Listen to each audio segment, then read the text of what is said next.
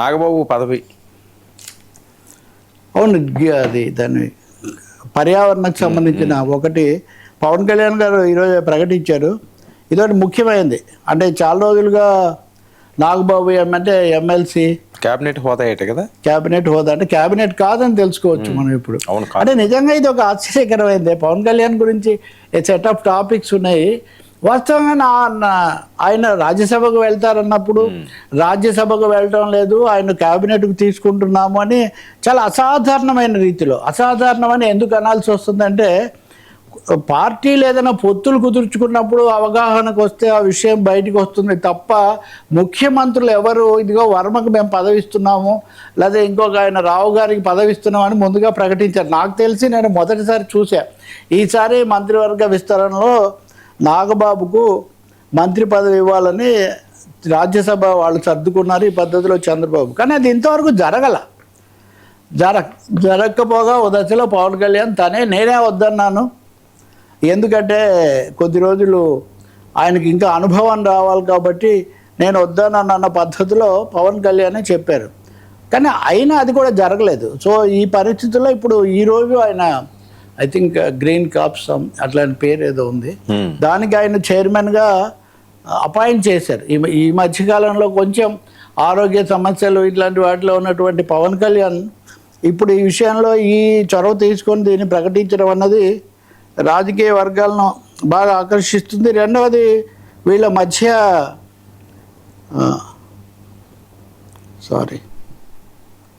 Green action,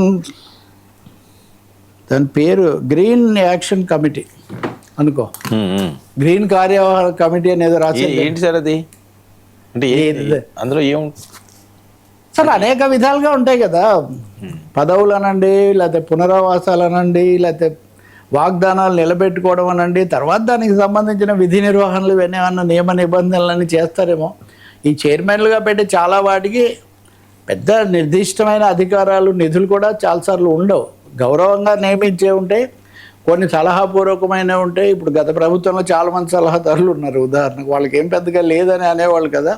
ఇక్కడ ఒకటే, ఆయన బహుశా మంత్రి తొందరలో అయ్యే ఛాన్స్ లేదనేది దీన్ని బట్టి తెలుస్తుంది.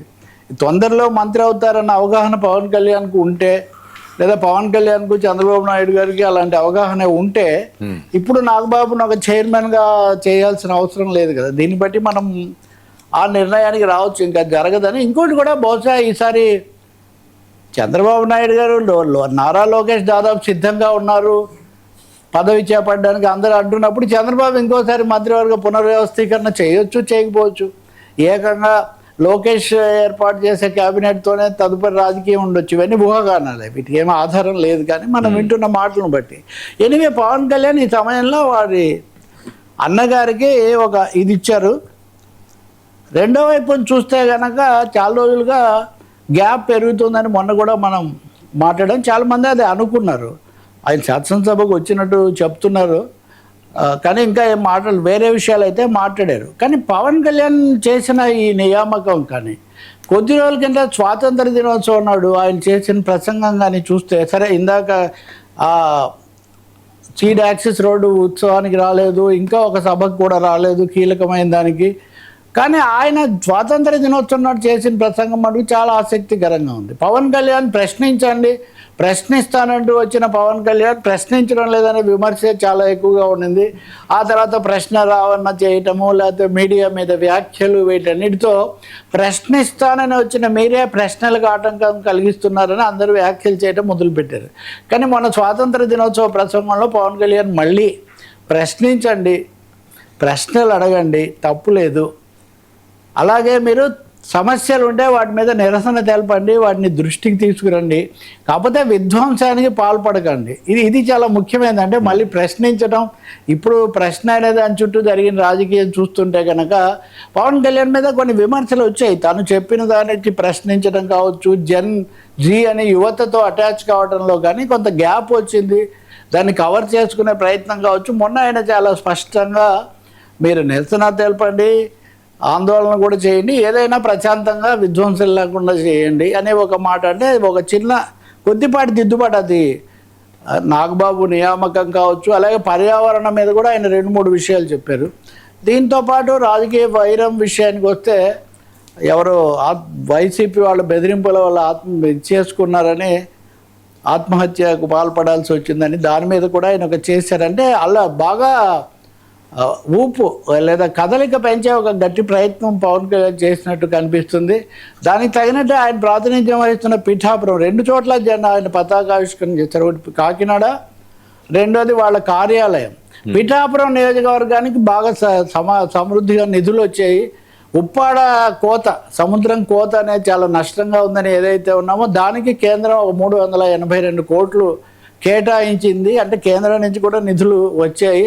ఇటు పర్యావరణము, తన పార్టీ వాళ్ళ ప్రాతినిధ్యము, మూడోది మళ్ళీ జంజీ ప్రశ్నించడం, అలాంటి వాటితో కనెక్ట్ అవ్వటం, ఈ 3 ప్రయత్నాలు చేయటం కనిపిస్తుంది. వీటితో పాటు మోదీ నాయకత్వం, భారతదేశం విశ్వ నాయకత్వం వహిస్తుందని ఎలాగో ఆ ప్రశంసలు చేస్తారు కదా.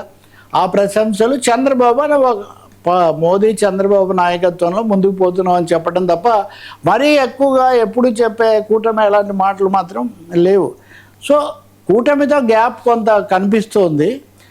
పార్టీని పట్టాలు ఎక్కించడం మీద ఎక్కువ ఫోకస్ పెడుతున్నారు. మూడోది ఆయన ఆరోగ్యము, ఈ పని ఒత్తిడి, వీటి నుంచి కొంత ఇటువైపు మారుతున్నారు అనేది కనిపిస్తుంది. బట్ ప్రశ్నించమంటే చెప్పినట్టేం ప్రశ్నించరు కదా.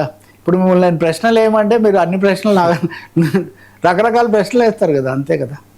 అంటే కూటమితో గ్యాప్ షూర్. అది ఇప్పుడు కూటమితో ఏ గ్యాప్ లేకపోతే నాగబాబు నియామకం చంద్రబాబు ప్రకటించుంటే ఎంత బాగుండేది. ఉదాహరణకు ముఖ్యమంత్రి కదా సాధారణంగా, లేదా అధికారులు జీవోలు అవి ఇస్తారు. పవన్ కళ్యాణ్ ఇస్తున్నారంటే తన చొరవ ఆయన చాలా ప్రదర్శిస్తారు. ఆయన శాఖకి సంబంధించి కదా, అందువల్లే ఆయన శాఖ అయినా సరే పోనీ అదైనా చంద్రబాబు ముఖ్యమంత్రి ఏదైనా చేయొచ్చండి. ముఖ్యమంత్రి, ప్రధాన కార్యదర్శి లేకపోతే ఏదైనా చేయొచ్చు. ఇక్కడ మీరు చూడండి, ఏనుగుల గురించి కానీ, అడవుల గురించి కానీ, గిరిజనుల గురించి కానీ, పంచాయతీల గురించి కానీ, ఇప్పుడు నాగబాబు కానీ ఇవన్నీ ఎక్కువగా పవన్ కళ్యాణ్ శిబిరము లేదా పవన్ కళ్యాణ్ పేషి అంటారు. మామూలు మన మీడియా భాషలో మాట్లాడితే ఉప ముఖ్యమంత్రి బేస్గా కార్యక్రమాలు ఎక్కువగా జరుగుతున్నాయి. ఉమ్మడి కార్యక్రమాలు అలాంటివి జరగట్లేదు. అలాంటి వాళ్ళలో విడిపోయారని నేనే చెప్పట్లేదు, విడిపోతారని కూడా నేను చెప్పాను. పవన్ కళ్యాణ్ గారికి ప్రయారిటీ ఎక్కువ ఇస్తున్నారని అనుకోవచ్చు కదా. ఏది సీఎం ఆయన శాఖకి సంబంధించి ఆయన ఎలాంటి నిర్ణయాలను తీసుకోవచ్చు అన్నట్లుగా ఆ మాటలు వాళ్ళ నోట్లో నుంచి వస్తే చాలా బాగుంటుంది. మీరు అన్నది నిజమే. మీరు అన్నది అది వర్మ గారు చెప్పడం కాకుండా చంద్రబాబు గారు, నారా లోకేష్ చెప్తే బాగుంటుంది. పవన్ కళ్యాణ్ కలిసి వచ్చారు, మాతో ఉన్నారని ఒక్క మాట తప్ప ప్రాక్టికల్ గా ఇంకేమీ ముందు ఈ మధ్యకాలం బహిరంగంగా చెప్పాల్సిన అవసరం ఉన్నా సార్. ఆయన ప్రయారిటీ ఇస్తున్నామని చెప్పాల్సిన అవసరం ఉన్నది. ఆయన చేసే పనులకి గ్రీన్ సిగ్నల్. అయితే చాలా విషయాలు చెప్పడం ఎందుకండి, ఇప్పుడు చాలా విషయాలు చంద్రబాబు గారు రోజు అవే చెప్పడం ఎందుకు? కంఠోపాఠం వచ్చు కదా తెలుగు ప్రజలకు, ఎందుకు చెప్తారు? చెప్పాల్సి న్యాయం జరగడమే కాదు, జరిగినట్టు కనబడాలన్నది ఒక ముఖ్యమైన విషయం. అలాగే ప్రత్యర్థులు లేకపోతే కొంతమంది బాలాంటి విమర్శకులు ఇది అంటున్నప్పుడు కాదు, అదేం లేదని చెప్పడం అవసరం లేదా? అందుకని ఎందుకు చెప్పాలి అంటే మీ మాట మీరే చెప్పుకుంటే ఏం లాభం? వర్మగారు చాలా తెలివైన వాడు, గొప్పవాడు, లేదా నేను ఎప్పుడోసారి చెప్పాలి కదా. అందుకని మీరు ఆ ప్రశ్న అంతే కదా. అంటే పవన్ కళ్యాణ్ కోసం ప్రత్యేకంగా ఆయనకి మేము ప్రయారిటీ ఇస్తున్నామని ఎందుకు చెప్తారు? ఆ సందర్భం ఎందుకంటే మీరు దూరంగా ఉన్నారు, మీరు రాలేదు, లేదా ఇలా రకరకాల సందేహాలు పెరుగుతున్నాయి. ఇంకోటి మీరు కూడా మీ తరఫున ఇప్పుడు ఉదాహరణ కందులు దుర్గేష్ గారు ఏం మాట్లాడలేదు ఇన్ని రోజుల్లో. ఇప్పుడు దూరం పెరిగిందని ఇంతమంది చెప్తుంటే నాదెండ్ల మనోహర్ గారు ఏం చెప్పలేదు. నాదెండ్ల మనోహర్ గారు కూడా ప్రభుత్వం తరఫున జరిగే కార్యక్రమాలు వాటిలో మాట్లాడుతున్నారు, కానీ పార్టీ తరఫున ఈ దూరం తగ్గించేవి ఏం అంటే దూరమే లేనప్పుడు ఇంక లేదన్నా సార్. అంత ముందు 15 ఏళ్ళ ఐక్యత ఎందుకు చెప్పారు సార్? నేను అడిగిన నేను మిమ్మల్ని ప్రశ్న అడుగుతున్నాను, ఒక మాట అడుగుతున్నా. 15 ఏళ్ళు కలిసి ఉంటామని అసలు ఎవరైనా మీరు విన్నారా? మీరు చాలా సీనియర్ జర్నలిస్ట్ కదా. 15 ఏళ్ల గురించి 2 రాజకీయ పార్టీలు చెప్పుకోవడం ఎప్పుడైనా జరిగిందా? చెప్పండి, జరిగిందా? అంటే అలాగా చెప్పడం తప్ప నేను అంటలేదే, తప్పు కాదు. మరి ఇది మటుకు తప్ప అయితే ఆయనకు ప్రాధాన్యత వీళ్ళు చెప్తే తప్ప, మరి తప్ప అంటే ఎందుకు చెప్పాలి సార్? ఇచ్చిన ప్రాధాన్యత చెప్పడం ఏంటి? మీకు నేను ప్రాధాన్యత సార్ మీరు 15 ఏళ్ళు ఉంటాం అన్నారు, కాదు ఏదో గ్యాప్ వచ్చినట్టుగా కనిపిస్తుంది, దానికి తగ్గట్టు మనుషులు కనిపించట్లేదు. ఈ సమస్య వచ్చినప్పుడు దాన్ని చక్కదిద్దాల్సిన బాధ్యత లేదా? రెండవది కొంతమంది మంత్రులు కనిపించట్లేదు. సమస్య రాలేదనుకోండి, అభిప్రాయం వచ్చిందనుకోండి, చాలాసార్లు చెప్పారు కదా అభిప్రాయాలు తేడాలు పెట్టడానికి ప్రయత్నిస్తున్నారు చాలా మంది అని. ఎవ్వరు మాట్లాడలేదు కదా 10 రోజుల నుంచి. మీరు 3 సార్లు మంత్రివర్గాలకు రాలేదు కదా. చాలా కీలకమైన అమరావతిలో మరో పెద్ద అడుగు అని చెప్తున్న దానికి మీరు పాల్గొనలేదు కదా. ఖచ్చితంగా అడుగుతారు కదా. ఏ గొడవ లేకపోయినా ఒకటే బీజేపీ ప్రభుత్వం అయినా అమిత్ షా గారు ఎందుకో కనిపించలేదు, వర్మ గారు ఎందుకో రాలేదని అనుకోరా జనము. సరే, మరి అయితే ఎందుకు పంపించారండి నారాయణ గారిని ప్రత్యేకించి? ఉప ముఖ్యమంత్రి గారే కదా, ఎట్లాగో ప్రభుత్వంలో భాగమే కదా. ముఖ్యమంత్రి గారి కార్యక్రమం నిర్ణయం అయింది అన్నప్పుడు ప్రత్యేకించి ఇంకో మంత్రులుగా ఇద్దరు సమానమే. మీరు అంటే మీరు లాజిక్ తెచ్చారు కాబట్టి నేను అడుగుతున్నా. మీరు లాజిక్ తెచ్చారు కాబట్టి నేను అడుగుతున్నా. అందుకనే కరెక్టే, మరి అందుకని చెప్పాలి కదా ఇప్పుడు. అందుకని పైగా ఇక్కడ మీరు ఒక నేపథ్యం ఉంది, ప్రతిదీ ఒక కాంటెక్స్ట్. మీరు ఆయనకు రాజ్యసభ కాదన్నారు, మంత్రి పదవి ఇస్తామన్నారు. మంత్రి పదవి ఇస్తామన్న తర్వాత ఇప్పుడు ఒక చైర్మన్గా నియమిస్తున్నారు.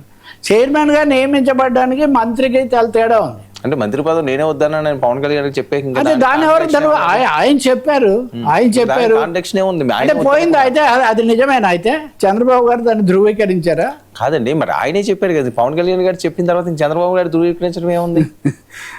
ఆయన కూడా ధృవీకరించాలి. చెప్పిన తర్వాత నేనే వద్దన్నాను అని ఈయన అన్న తర్వాత ఇంక చంద్రబాబు నాయుడు గారు చెప్పడానికి సార్ ఇప్పుడు అక్కడ వచ్చిన విమర్శలు అది కూడా ఒకటి కదా. అది జరగలేదు కాబట్టి పవన్ కళ్యాణ్ గారు సర్దుబాటు ధోరణితో ఐక్యంగా ఉండడానికి చాలా విషయాల్లో పవన్ కళ్యాణ్ కొంచెం సర్దుబాటు ధోరణితో చేస్తున్నారు.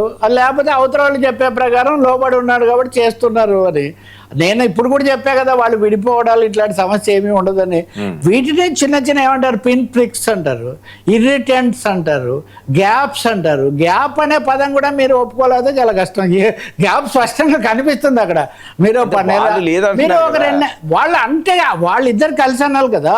3 సార్లు మీరు మంత్రిమండలి సమావేశాలకు రాలేదు. మంత్రిమండలి సమావేశం జరుగుతుంటే మీరు పర్యావరణ సమీక్ష చేస్తున్నారు. మంత్రివర్గం కంటే పర్యావరణ సమీక్ష ఎలా ముఖ్యమవుతుంది? మీరు లేరనుకోండి, రెస్ట్ తీసుకోలేదు, ఆమె రెస్ట్లో ఉన్నారు, విదేశాల్లో ఉన్నారు అనుకోండి, ఏ సమస్య లేదు. కాబట్టి ఇక్కడ జరుగుతున్న దాన్ని బట్టి ఎవరైనా మాట్లాడుతున్నారు కానీ కనిపెట్టట్లేదు కదా ఎవరిక్కడ. ఇంకొకటి ఇప్పుడు కూడా మీరు ఏం చెప్తున్నారు, ఏం సమస్యలే లేవు, కూటమి ఎంత అద్భుతంగా ఉందని మీరేం చెప్పట్లేదు. ప్రశ్నించండి, సమస్యలు ఉంటే నిరసన తెలపండి, కానీ ప్రశాంతంగా తెలపండి, విధ్వంసానికి పాల్పడకండి అని చెప్తున్నారు అంతే. అది అధికారంలో ఉన్న వెల్కమ్ చేసినట్టే కదా సార్. సమస్యల గురించి మీరు ప్రశ్నించండి, దాన్ని నేను స్వాగతిస్తున్నానండి. దాన్ని స్వాగతిస్తున్నాను కదా. అంటే ఉన్నాయనే కదా. ఏమి మరి మీరు వేరే వాళ్ళ ప్రసంగంలో చూపించండి నాకు. చంద్రబాబు గారి ప్రసంగంలో ఎక్కడన్నా ఈ మాటలు చెప్పారేమో చూడండి కొంచెం. లేదా లోకేష్ గారు ఎక్కడన్నా చెప్పారేమో చూడండి. ప్రశ్నించండి, నిరసన తెలపండి అని చెప్పారేమో. రైట్, చూపించారు. మీరు చూసారా ఈ మధ్య ఎప్పుడన్నా? అలా కదా, ఒక్కొక్కరు ధోరణి ఒక్క రకంగా ఉంటుంది కదా సార్. ఈయన మాట్లాడినట్టుగా సార్ రాజకీయ నాయకులైనా మీడియా వాళ్ళైనా ఒక నేపథ్యంలో మాట్లాడతారు. నేపథ్యాన్ని పక్కన పెట్టి జనరల్ సూత్రాలు మాట్లాడడంలో ఉపయోగం. నేను ఒక నేపథ్యంలో 3 సార్లు హాజరు కాని నేపథ్యం, అలాగే గతంలో ఉన్న ఫార్ములా 80-15 ఫార్ములా చాలదు, 50-35 ఏదో కావాలని అడుగుతున్నారు అంటున్న నేపథ్యం, కావాలని కొన్ని గ్యాప్ వచ్చిందనే కథనాల నేపథ్యంలో నేను మాట్లాడాను. జనరల్ అంటారా, జనరల్గా ఏమీ మాట్లాడకపోయినా పర్లేదు.